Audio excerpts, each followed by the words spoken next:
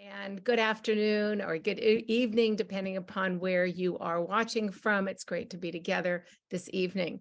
I'm Janice Kaminer-Resnick, and on behalf of Jews United for Democracy and Justice and community advocates, I welcome you to our program tonight. There is so much happening globally and domestically right now. We so appreciate you carving out this hour to learn together. Tonight, we welcome the exceptional Ann Applebaum, whose depth of understanding of geopolitics with an emphasis on Europe and Russia's war in Ukraine are incomparable. Welcome also to the amazing Madeleine Brand. As we approach the spring holidays, we wish everyone of every faith the very best holiday, be yours Easter, Passover, or Ramadan. Due to Passover, we were going to be dark for 2 consecutive weeks for the first time since we began this weekly series more than 3 years ago. But we decided to add a program with Ambassador Dennis Ross on April 13th, right as Passover ends, to bring us his expert analysis of the situation, the very critical situation in Israel. He will have returned the night before and will have the most up-to-date possible information to share with us. You can register for that program in the email you will get tonight.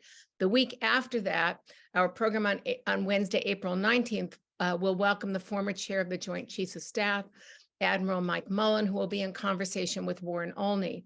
We will continue our exploration with Mike Mullen of Russia's war in Ukraine in a program entitled War in Europe, Is There a Winning Formula? In a minute, David will give you some additional highlights of our post-Passover program.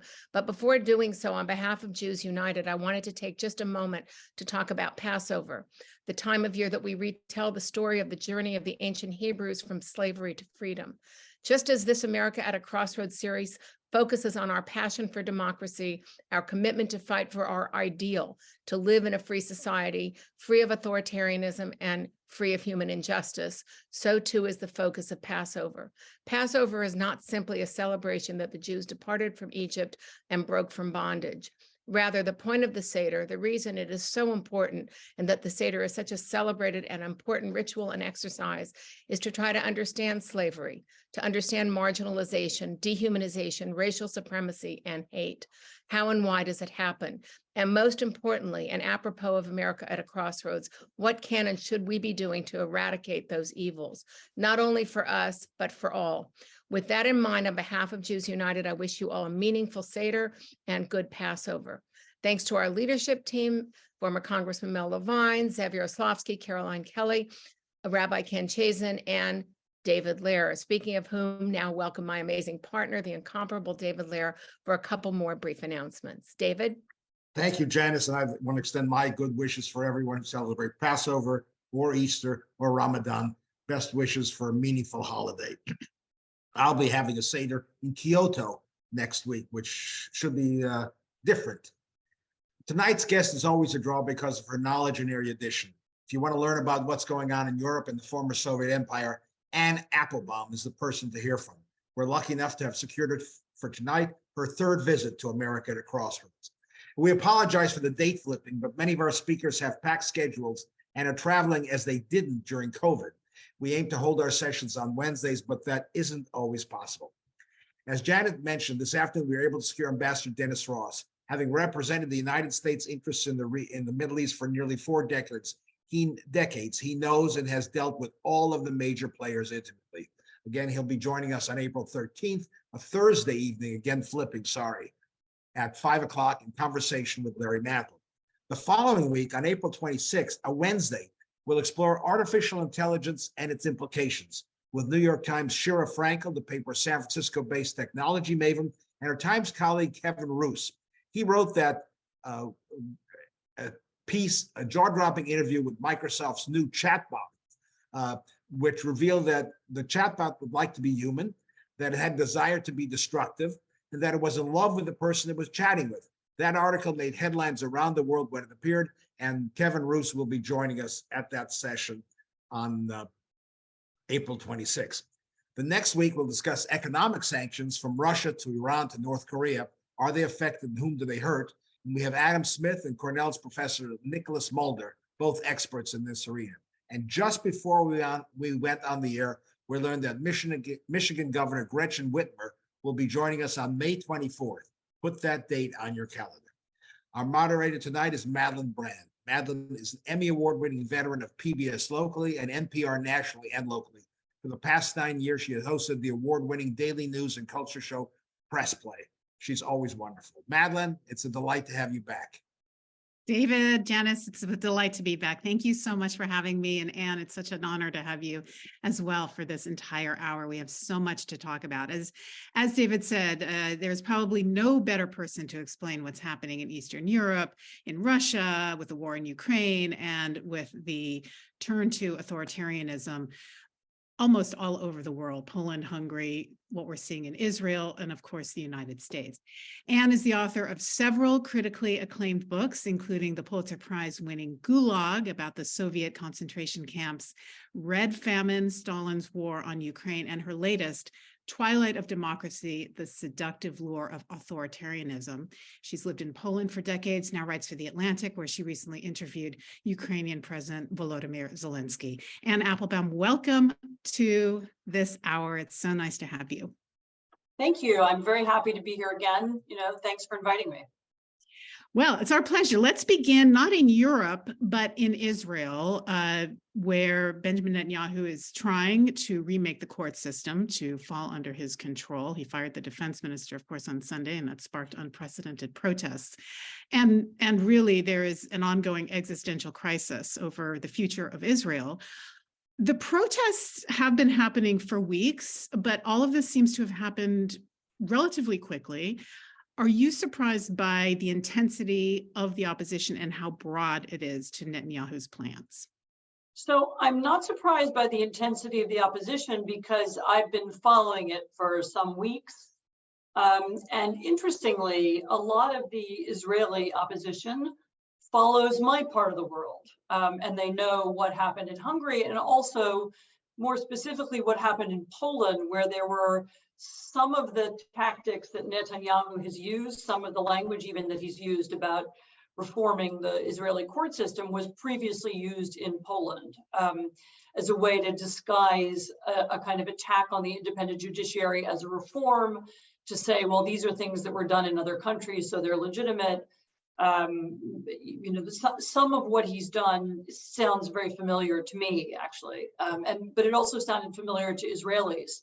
I think this is another example of something that I've written about before, but I'm obviously not the only one, of something that we call authoritarian learning. It's strange, sounds like a strange thing to apply to democratically elected leaders. And of course, Netanyahu is, just like the current ruling party in Poland was originally democratically elected as well. But the tactics of how to turn your democratically elected presidency or prime ministership into a permanent job are becoming better known. And you often see leaders from one country copying another. There's a version of it happening in Mexico right now, where it's actually an assault on the Mexican electoral system rather than the court system directly, although the courts are also under attack from the president. And so there's they're part of a trend around the world of democracies running into trouble. And the Israelis recognize this. And one of the, I think, unique things about Israel is they essentially have an extra lever that others don't have. So in Poland, when the government announced its so-called reforms of the judicial system, which in effect allowed political control of their equivalent of the Supreme Court, there were mass protests. They were enormous in number. They were all over the country. They went on for a long time. But they didn't have one of the things that the Israelis had, which is the sort of secret weapon of the army reserves. And in Israel, when the army reserves joined the protests, and when they made it clear that this bill, this reform, would affect their willingness to continue being in the army reserves, then suddenly this became a security issue. And that's, of course, why it affected the defense minister, who made a statement. Netanyahu then fired him. And that sparked in the last 24 hours, an enormous upwelling of anger and emotion. As is, the Israelis who are, in the leadership of what would be the reserves, went back on the streets. As far as I know, Netanyahu has suspended this kind of assault on the judiciary rather than stopped it. And I imagine he'll start doing what others have done in his position elsewhere, which is look for ways around it or look for different ways to do it. But the Israeli public, or I mean, of course, it's the oppositional public, because a lot of Israelis voted for Netanyahu and aren't against this program. But the ones who are against it are, it's not pure partisan politics. They're arguing that we're against it because it affects something fundamental about the Israeli constitution. And it looks like they've made that point, and they've made it in a way that's beginning to resonate even among Netanyahu's supporters. So looking at this, and as you said, there's authoritarian learning happening in this country and in Mexico and in other countries around the world, even here in the United States. And normally you see this kind of putsch or coup involving the military. A strong man comes in, takes over perhaps a democratically elected government, and imposes his or her will, mainly his. But in this case, this was, as you mentioned, a democratically elected government. So if you could elaborate a little bit more on this, on how you're viewing this as a potentially new development in the history of authoritarian leadership. So actually, if you look around the world at democracies that have declined in recent years, it turns out that our stereotype, our kind of mental picture of what it looks like when a democracy fails, is increasingly out of date. So we have this idea, right, that there'll be tanks on the street and there'll be some lieutenant colonel who goes into the presidential palace and, fires a pistol into the air and, I don't know, takes down the flag or something. And that's what a military coup looks like. And it looks like tanks and soldiers and so on. I actually taught a class a couple of years ago where I showed a photograph like that. And I said, is this a military coup? And actually it was a sort of trick question because it wasn't. And then I showed another picture, which was of a row of judges sitting in a courtroom. And I said, does this look like a coup? And of course they said no, but it was. I mean, this was actually the Polish, it was a picture of the Polish then Supreme Court announcing that it was blocking an attempt to undermine it, which was then later overthrown. And so we have our idea of what failing democracy looks like is very out of date. And what it looks like now more often, and there are, many of you probably have read some of the, How Democracy Dies. There have been a number of very good books on this subject published in recent years. What it looks like now more often is somebody, a person or a party that has been elected to power, that once they get into power decides to change the rules. And in a way, it's surprising that this doesn't happen more often. In a way, democracy demands something of us that's very almost unhuman, or sort of, demands that when you win an election, you come into power and you preserve the rules of the system that will allow your political enemies to beat you 4 years from now. And by the same token, if you lose an election, you're supposed to respect the rules and let your political opponents run the country, and then assume that you're going to get a fair shot again 4 years from now. And the temptation to change those rules has, of course, always been there. But the ease with which they can change, I think has become easier in recent years. It turns out that one of the most effective things you can do is create the idea that the rules are unfair, that they're controlled by an elite, that the judiciary is in Poland, they use this expression, it's a caste, it's a ruling caste that has to be overthrown, or that the neutral institutions of the state, whether it's the government, civil service, or whether it's government ombudsman, or whether it's government scientists, they are somehow biased against you, and they're part of the same elite, and they need to be undermined. So creating the impression that instead of living in a democracy where we all get to participate and we can help choose who the next government is, rhetoric, this is what's called populist rhetoric, of course, that implies that the system is rigged, that the system is biased, that you can't win, and that the only way to have some voice is to overthrow the system, has become easier to use. I mean, through modern raw modern media communication through the internet, through social media, it's become easier to use this kind of messaging, and people have become more willing to do it. And of course, we saw it in the US at our last election when the president lost, and he then began to attack the electoral system, and he even inspired a group of people to come to Washington and try and block the legal certification of the election. You know, that was our version of the same story. You know, in other countries there have been different versions of it, where, for example, first the ruling party tries to undermine the judiciary or sometimes the civil service, or sometimes, in the case of Mexico, it's the electoral service, in order to create conditions that will allow him to stay in power, the president or the prime minister to stay in power. And it's now, as I said, it's really the most common way that democracy falls, because we're conditioned to see lieutenant colonels and tanks.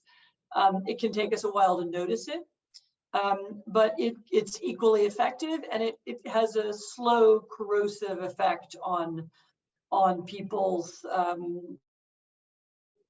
really understanding of the society that they live in, and it can work. It can, you know, we've seen it work in Venezuela, we've seen it work in Hungary. It hasn't worked completely yet in Poland, but it might, and now we see it being attempted in Israel.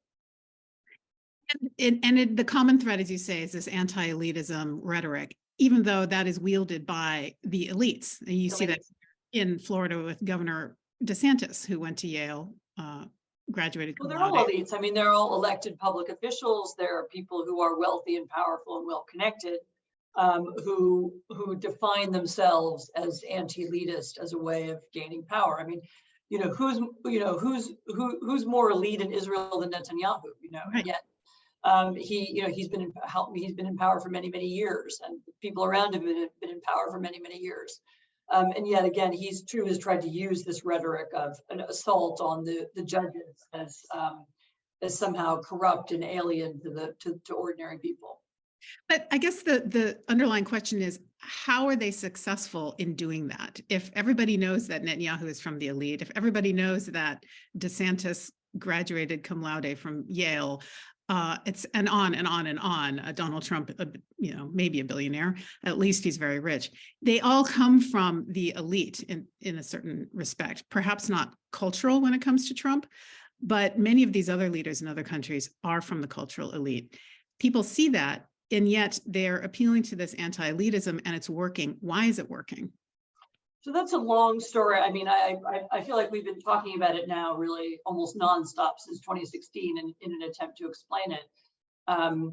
You know, there are nuances in different countries, but in essence, it's because those are all leaders who have sought to appeal to a part of the population that, for whatever reason, feels resentful, feels that it's losing, feels you know, that it's somehow its identity or is threatened, and what those are leaders who are capable of giving that resentment a name, and describing the people who feel it as the true nation, so real Americans or real Israelis or real Poles.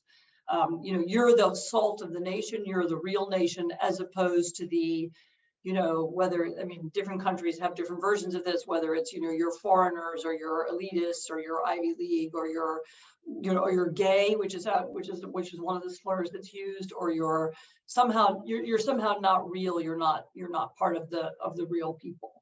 And this is very, very effective, because it plays into people's paranoia about how they are losing out, or some of the traditions or the ways of life or the things that they grew up with are disappearing. So, you know, it is true that if you come from a religious family in small town Poland, that the kind of life you knew when you were growing up is probably disappeared. The world of your childhood is gone. You know, the church that you went to now faces competition from television and shopping malls. The tight-knit small community that you lived in is now fragmented, and people move around, and you know your children have moved to the city, and your neighbor has gone to work abroad, and there is a way in which people feel that something has changed that's fundamental and they've lost something. And it's up to I think it's really up to Democratic politicians, or meaning small d Democrats. I mean, people who would like to maintain democracy, to find a way to make people like that feel that they aren't left out, or they're included. But whereas the populists have been very good at empowering that kind of resentment. I wrote about it in my book, Twilight of Democracy. I talk about that. I'm doing a very simple version of this now, but there are different ways to get at that explanation. Some of it is to do with nostalgia, the kind that I just described. Some of it is to do with disappointment, whether it's personal or political, dislike of the way that your society has changed, whether that's for economic or racial or demographic reasons. Some of it is frustration or fear just with the speed of change in the modern world. Some of it is to do with the shift in the nature of information, how you get things, what you learn about politics and about the media is very different from what it used to be. There's a sort of series of explanations. As I said, in some communities, some matter more than others. In some, there's an economic explanation. People are left behind. They're genuinely, they've been forgotten by the mainstream, and that's the main reason. Although it's wrong to think that's the only reason. I mean, there was a version of this, slightly different, that played out in Great Britain during the Brexit campaign, which appealed to the same, to the same sentiments in the same way. And a lot of the people who were Brexiteers or who were pro-Brexit were wealthy. So the wealthier London suburbs and parts of southern England were propelling this, I think, much more than people who were poor. And so therefore you need a cultural explanation as well as just an economic one. But as I said, it's nuanced, and I don't want to give a single answer for every single country. No, but so let's delve into specifics involving your life, because as you mentioned, your book in Twilight of Democracy, you open your book talking about a New Year's Eve party you held in 1999, and people from all areas of a culture were there and were getting along. Now you say that half the people wouldn't talk to each other. You say that people cross the street to avoid you, your former friends. So to be clear, I would avoid them too. So yeah. So talk about that in sort of more of a kind of a personal way, what that means. We're talking about geopolitical forces, but it's also affecting people like yourself, one-on-one, former friends. No, very much so. And I'm sure probably everybody who's listening to this can think of an example in their own lives. I found when I wrote the book that this had a great resonance. People talked about, I don't speak to my cousin, or I don't speak to my high school friends, or a lot of people felt that political polarization had kind of crept into their lives. I mean, what I wrote about it in that party, and then I found echoes of it in other countries. I wrote about Poland, Britain, and the U.S. with some excursions into, Spain and Greece and one or two other places. What I was writing about was what used to be the center right, and in Poland, this was kind of the anti-communists. The people who'd been part of the Solidarity movement and who'd fought the communists, and who were then, the first generation of Democrats in Poland. And a part of that group soured on democracy for a variety of reasons, some of which we've already discussed. And then it became difficult, to speak to them anymore, because the way in which they soured on it was, they turned on their former colleagues. They became propagandists for the far right. They went to work for far-right newspapers and radio stations and so on. So, that made it difficult to continue to talk to them in a normal way. A similar thing happened in Britain over Brexit. It was a little bit less bitter because it wasn't about the nature of the country or the nature of the political system. It was about Europe, which was a slightly secondary issue. It wasn't as central, but of course a similar thing happened to the right in the United States, where you had what had been the conservative movement or the Republican Party also split into people who became pro-Trump, and people who either left the party or founded groups like Republicans for Electoral Accountability, or left and went in a different direction. And a lot of my friends in the U.S. split in that same sense as well. It's funny, when I was writing the book, I went back and I looked at past historical moments when there'd been these other kinds of political shifts, and you can find them in, Proust writes about it in his book. There's a moment when he, the divisions in Paris that had broken out over the Dreyfus affair shift after World War I, and he talks about how people realigned even in which salons they went to and so on. You can find that described a lot when people write about the 1930s in Europe, and you have the rise of fascism, and in some cases the rise of powerful communist parties, and people suddenly take sides and radicalize and can't speak to one another. So the book also talks about other moments when this has happened. And one of the conclusions I came to was that we were all, at least people in my generation, and I assume a lot of the people on this call belong to my generation or are slightly older. We lived in an era when there was relatively very little political polarization compared to other eras. And we were lucky in that way, in that we had this cordial, more or less, relationship between at least the center of the Republican Party and the center of the Democratic Party. And we had more or less the ability to do some things in a bipartisan way, even if it was just foreign policy, for some of the time. And we're now sliding away from that, but in a way that makes us more normal. I mean, polarization is a fact of political life, even very bitter polarization. We of course had it in our history as well. I mean, that's what the Civil War was. The Civil War was one part of the country saying, we reject the Constitution, we don't want to be part of it anymore.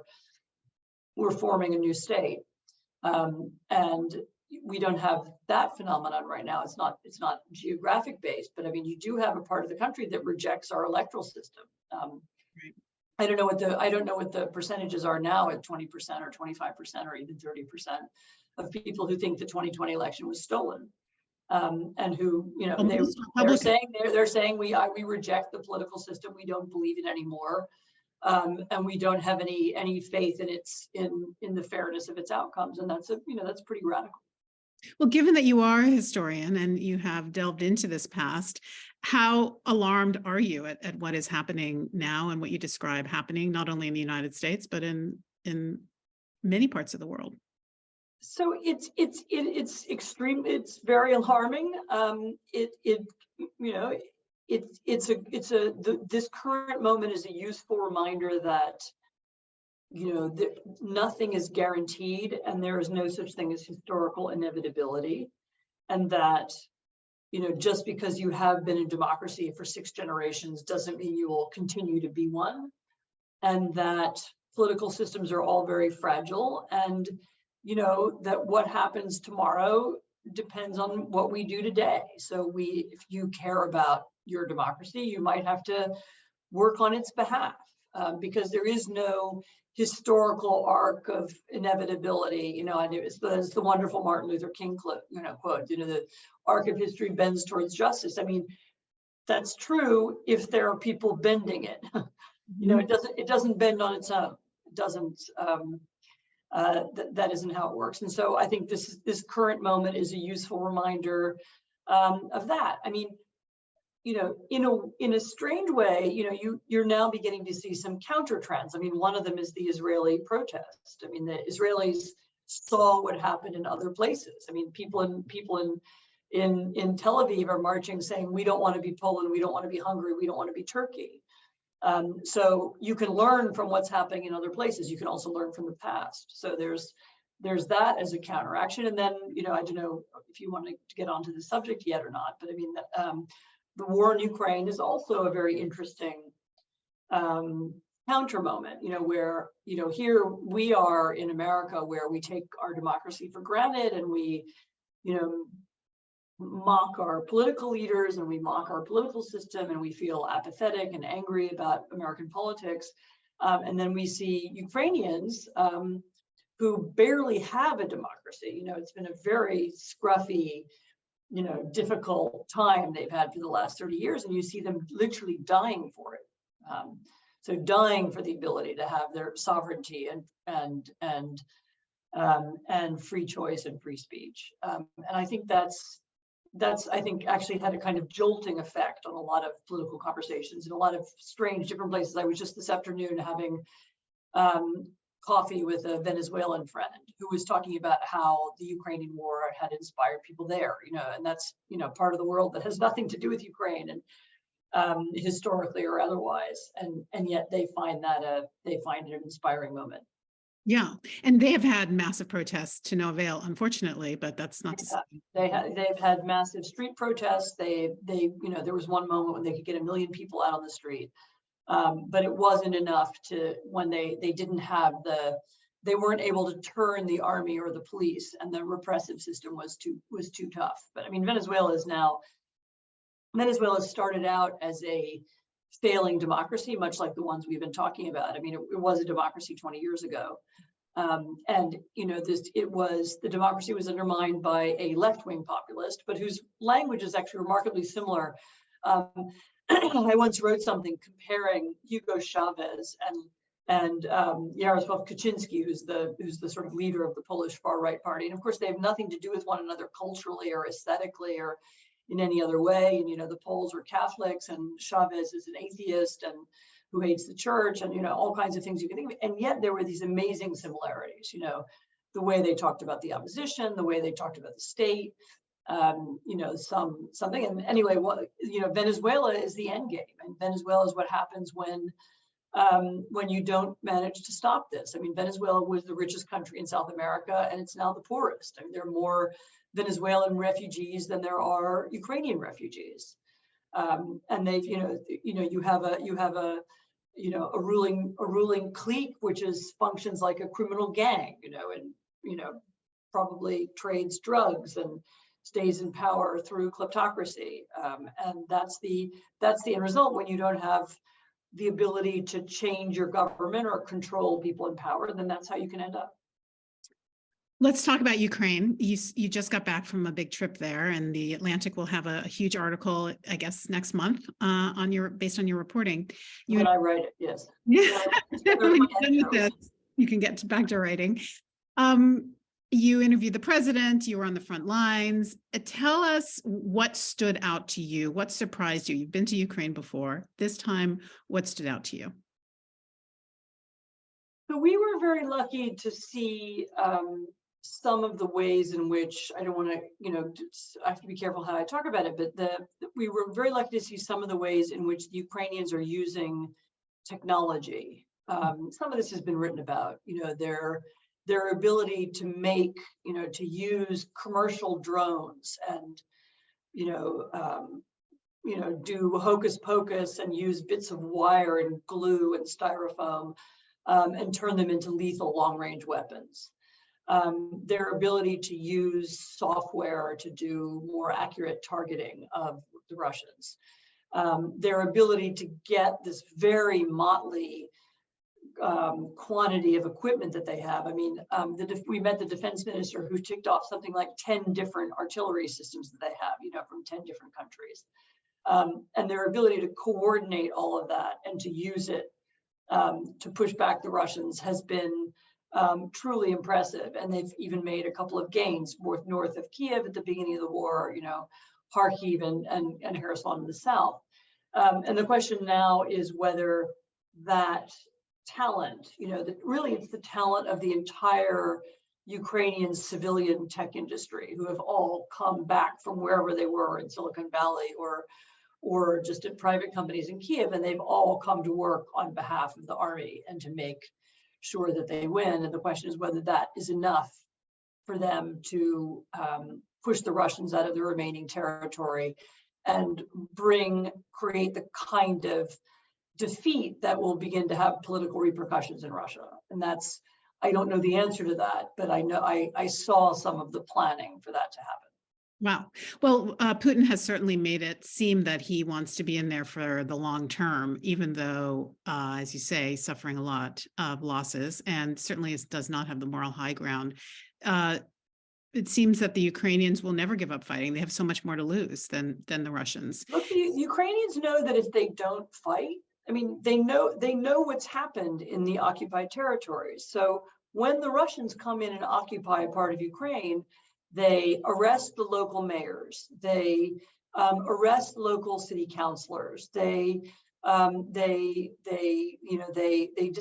the police. They They torment ordinary citizens. They begin random arrests of people on the street. They use terror to frighten people.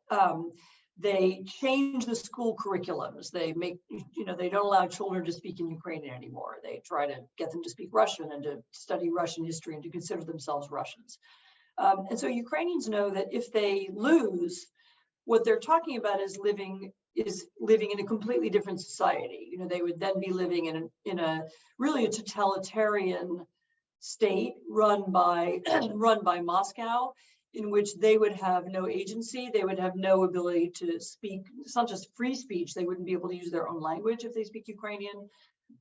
They would lose all kinds of autonomy. They would lose their connection to the outside world. They would be in this kind of cut off, autarkic society. And that's, people don't want to live like that. They want to live in their own country, and they want to have free speech, and they want to have freedom of movement, and they want to have, the ability to prosper just like anybody else. And so the incentives for them to fight are extremely high. And I think we're already at the point where we can say the Russians can't really win this war in the sense that they wanted to win it at the beginning. They can't occupy all of Ukraine and turn it into a puppet state, or turn it into a kind of satrapy, or whatever it was, whatever language you want to use. The question now is whether Ukraine can win, whether they can, as I said, take back their territory, which, by the way, one of the reasons they want to take it back is it's not just about land, or they need, a certain number of square acres in their country. It's because of the people who live there, and the atrocities that are committed there, and the children that have been kidnapped. This is an incredible story that I don't think is well known enough outside of Ukraine, that the Russians kidnap children. They take them from their parents. They take them from orphanages and they take them from schools. They take them out of Ukraine. They take them to Russia. They tell them your parents don't want you anymore, and they put them up for adoption. And this is it's understood by the Ukrainians as a form of genocide. Removing children, Russifying them, is a way of undermining the Ukrainian nation. And it's this particularly ugly, heinous crime that the International Criminal Court has just indicted Putin for, the president of Russia. Mm-hmm. They indicted him and the woman who's in charge of sort of family and child policy in Russia, who's also been sort of publicly bragging about and taking credit for this policy.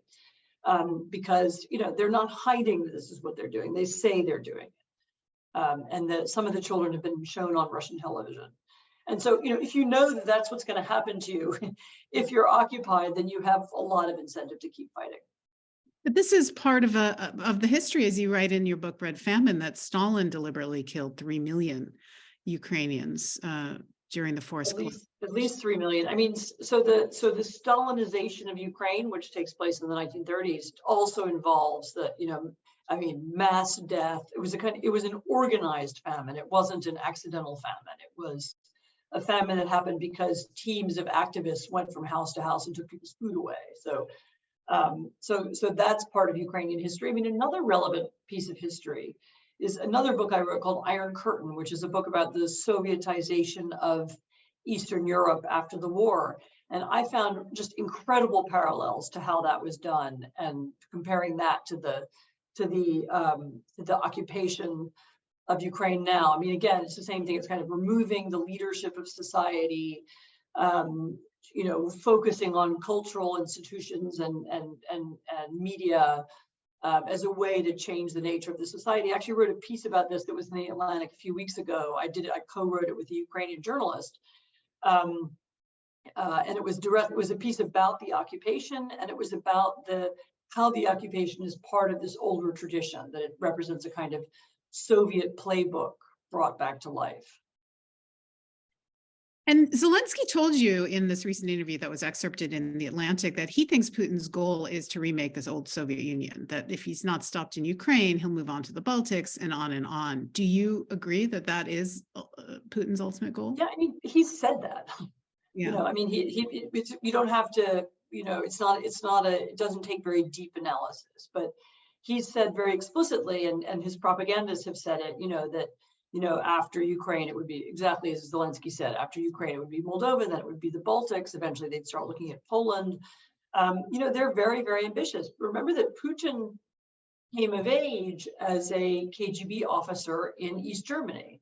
And so he remembers a time when Germany, part of Germany, including Berlin, were part of the Soviet Empire.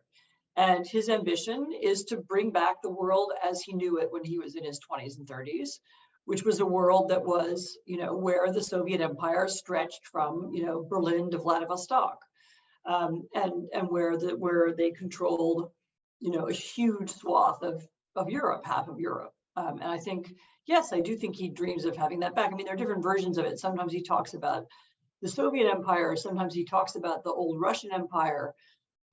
We were with the editor of The Atlantic, we went to Kherson, which is the city in eastern Ukraine that was liberated back in November. And one of the oddities of Kherson is that it was founded by Prince Potemkin, who was Catherine, the head of Catherine the Great's court. He was her most important courtier. He was probably her lover. He was a general. And he was at one point Governor General of Kherson. He was the Russian, because Kherson and that whole part of southern Ukraine were essentially colonized by the Russians at the end of the 18th century, and they became a Russian colony in the 19th century. And before that, some of it belonged to Ukrainian Cossacks, and some of it belonged to the Crimean Tartars. That's what Crimea belonged to. And they took it over and colonized. And Putin is known to admire Potemkin as well.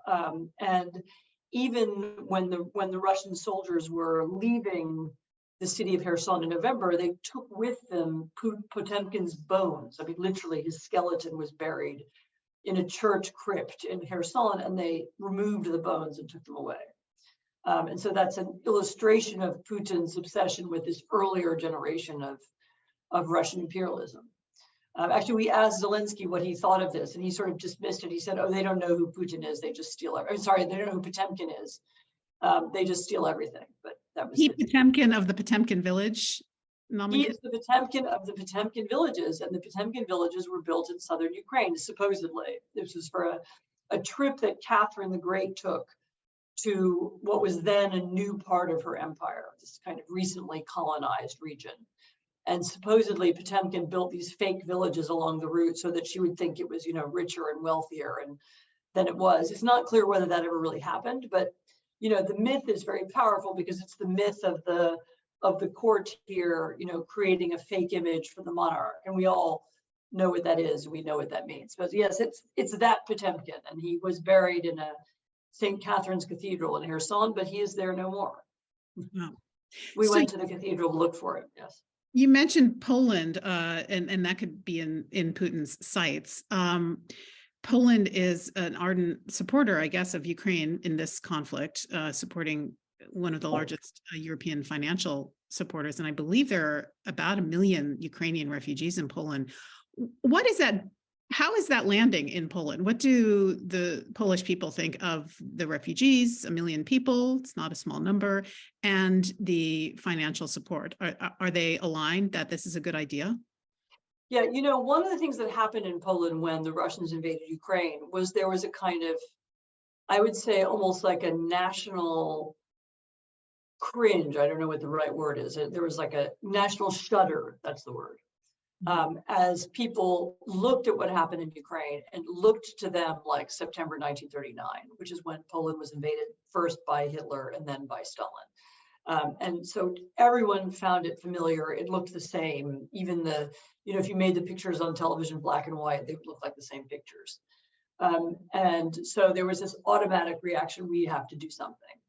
And actually the popular reaction, the public reaction preceded the government reaction. So before there were any government programs for the refugees, people started driving their cars to the border to pick people up. And there were immediately the first people to organize things were kind of local NGOs and charities, and this spontaneously this huge, complicated, set of organizations rose up, and really, I would say almost everybody I knew in Poland, really everybody had refugees at one point living with them. We have a house, the same house that you read described in the first of my book.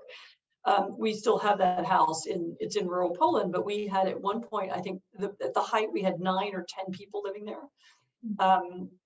Later on, some of them moved on and some of them went back to Kiev and so on. But that wasn't unusual. I mean, everyone we knew had refugees in their houses. And that was accepted. I think actually to a surprising degree, it's still accepted. So people there's some resentments. There's some far right groups and probably some Russian groups trying to create anger at the refugees in Poland, but it hasn't really caught on yet because I think, first of all, people understand the nature of this crisis. I mean, it's such a refugee, it's a war that's so close to home. People sympathize with it. Second of all, the Ukrainians have already been absorbed into the Polish workforce. Thirdly, remember that the Ukrainian refugees are women and children. The men are not allowed to leave. And that also created a different dynamic. These weren't sort of young men coming to compete for jobs. They were women who people felt somebody had to take care of. Sorry? Look like them, could be them. And I don't think it was, I mean, I know there's been this argument that there was a racist element to it, or there's but it wasn't just that. It wasn't that they looked like them. It's that it could be happening to us. It's so similar. It's so close. It's so familiar. It's the same enemy that we know from the past. This could happen. This is really our war as well. So it was whereas other wars have created, less sympathy. They seem far away and we don't understand what they're about and so on. This one didn't. And so that's important. I mean, the Polish government has been very gung-ho about helping Ukraine. And, that's actually also a bipartisan cause in Poland, and their certainly their physical military help has been greatly appreciated. I mean, I would say that unfortunately, it hasn't meant that the the behavior of the ruling party is any better. In fact, it's getting a little bit worse. They use state television to run smear campaigns against people. They continue to try to manipulate their judiciary. We have elections coming up in Poland in October, and they're going to be very, already the government has created these kind of fake foundations and think tanks that will use their money to pay for the ruling party's election campaign, whereas the opposition won't have money. So it's not going to be a fair election. Whether they're going to actually cheat or not, I don't know. I wouldn't be surprised though if they don't try. But that can go on at the same time. As I said, there's this popular and public and government support for Ukraine. Okay, let's leave that irony aside and go to the questions that some of the listeners and viewers have submitted. Craig asks, has the dismal performance of Putin's army in Ukraine dampened his plans for restoring the Soviet empire? Oh, yes, absolutely. Remember Putin's plan, and we know Putin's plan. This was the thing that U.S. intelligence knew in the fall before the invasion. His plan was to conquer Ukraine in 6 weeks. The idea was that Kiev would fall rather quickly. They thought that they had lots of collaborators in place who would help them carry out a coup d'etat. They were going to kill Zelensky, probably kill his family. And they were going to take Kiev, and then they thought they would fight to the Polish border over several weeks. So that plan failed completely.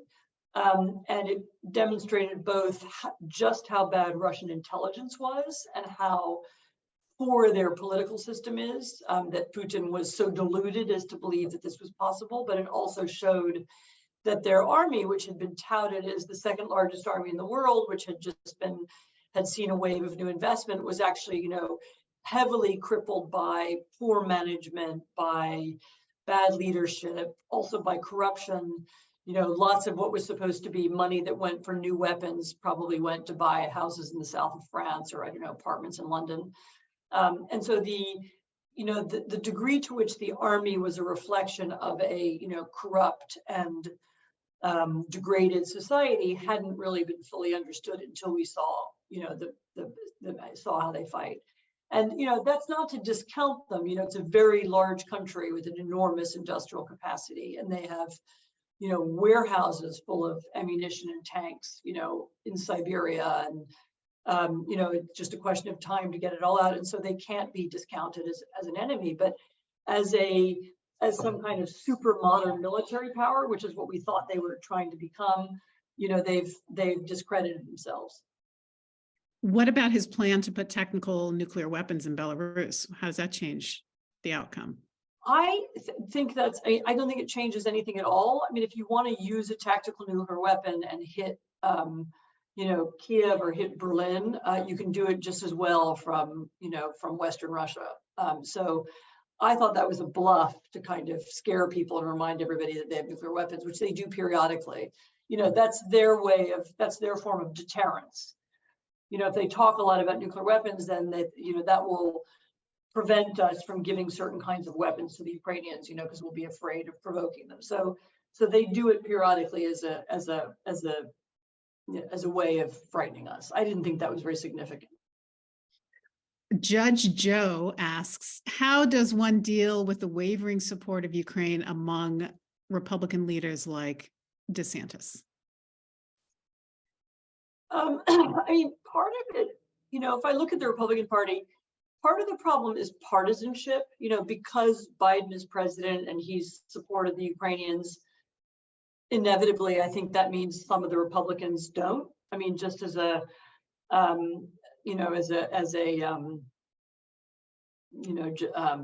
because if it's good for Biden, then it's bad for us. So I think that's, I think that's a part of the explanation. I mean, I think another part of it is, this, weird attachment to the idea of Russia as a white Christian power in degenerate Europe. That is, of course, an idea created by the Russians and heavily, promoted by the Russians.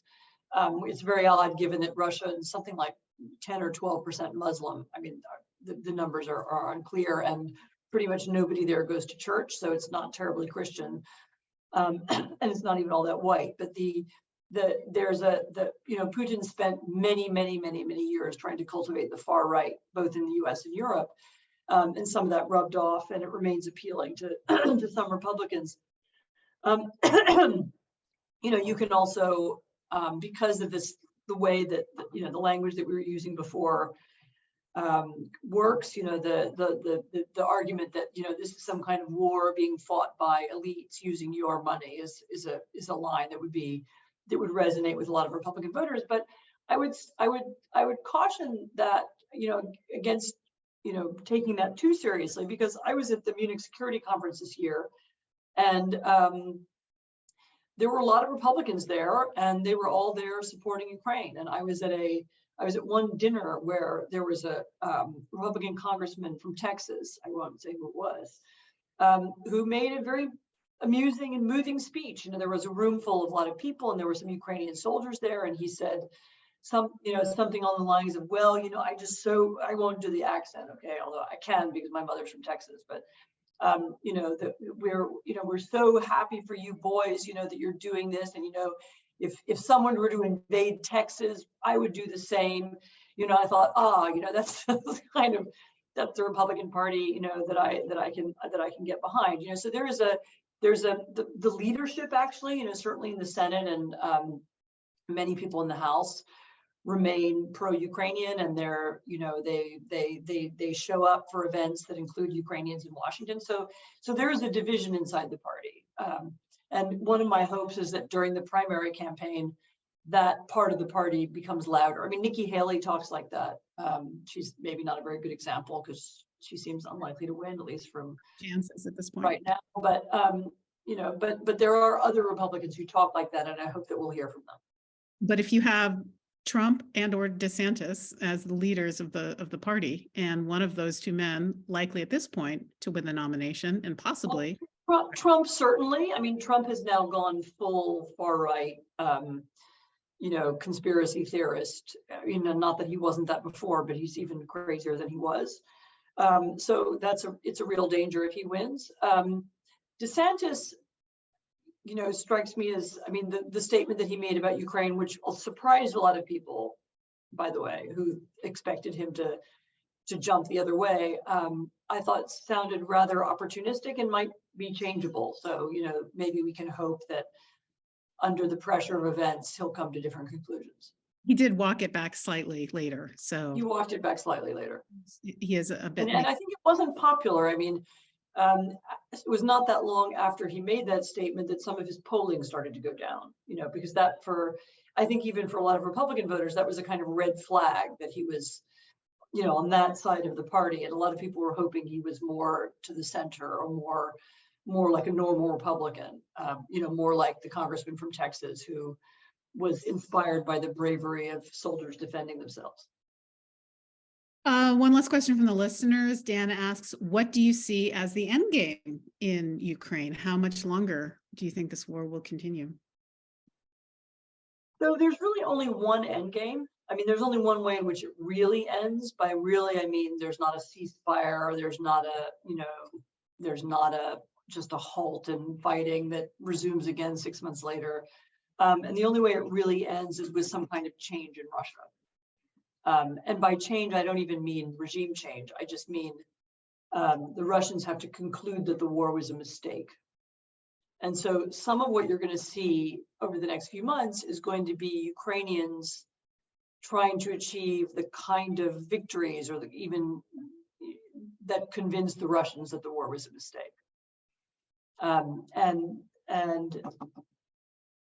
When, like the French in Algeria or like the British in Ireland, when they conclude that and when they begin to withdraw from at least the territory that they occupied since February, then the war ends. I mean, remember, the war ends when the Russians go home, because there's not going to be a scenario where the Ukrainians capture Moscow. That's not going to happen. But how does he withdraw and save face, Putin? That's for him to worry about and not for me to try and figure out.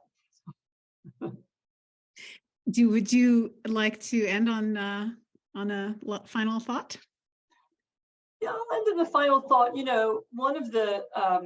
One of the aspects of America, one of the biggest divisions in American public life over the last decade or so has been our kind of culture war. And the culture war has seemed to pit, on the one hand, roughly speaking, sort of liberal values on the one hand against something like nationalism or patriotism on the other hand. And what the Ukrainians have shown us is that you don't have to have this split. You can have a patriotic, even national defense of liberal values, and it can be very powerful and very moving. And I hope that we can learn from their example. Me too. Thank you so much. This has been an enlightening hour, and it has been my absolute pleasure and delight being able to talk with you for such a long period of time. So thank you so much for your time. I know you're very, very busy, and I'm sure everybody listening and watching is grateful for your time and your knowledge and your insights. So thank you. Thank you. Much appreciate your time. Thanks for listening to me as well. Thank you. My pleasure. So as David and Janice mentioned, Ambassador Dennis Ross will join us for the latest from Israel on April 13th. After that, Admiral Mike Mullen will join us on April 19th, and he will be discussing also the war in Europe. So stay tuned for both of those programs. And thank you so much for joining us, and have a wonderful evening.